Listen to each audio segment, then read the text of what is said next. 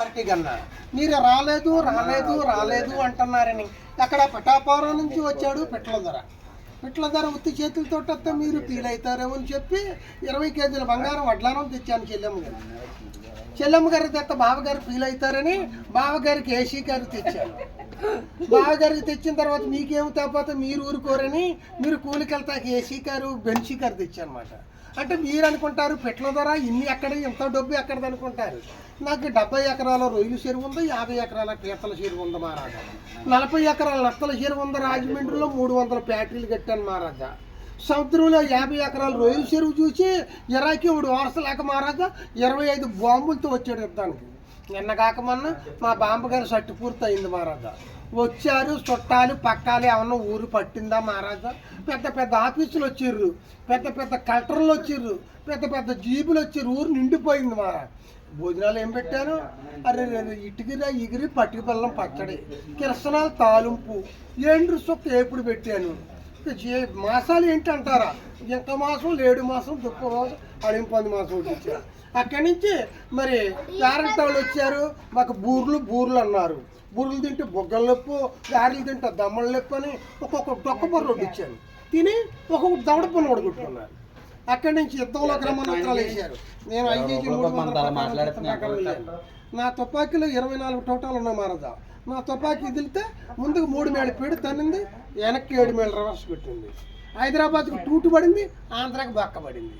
అప్పుడు ఇచ్చిండు ముఖ్యమంత్రి 35 కోట్లు నాకు. అందులో 20 కోట్లు మీకు సప్లై చేస్తా, మీరు కూడా ఒక 100 రూపాయలు 50 రూపాయలు సప్లై చేయండి మహారాజా. వీడియో తీసుకున్నారు, ఇచ్చేయండి, ఒక 100 రూపాయలు సప్లై చేసేయండి.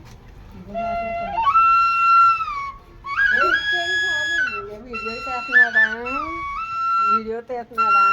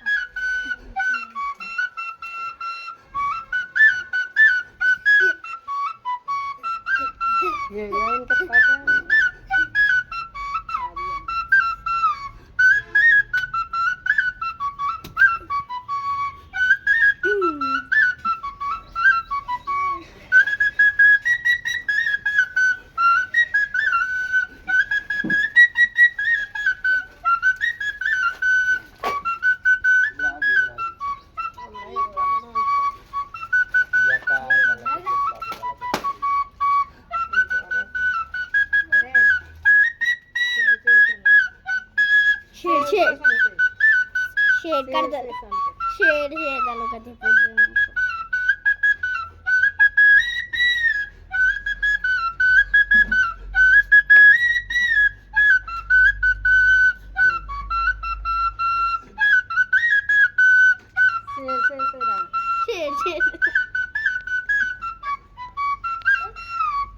शेड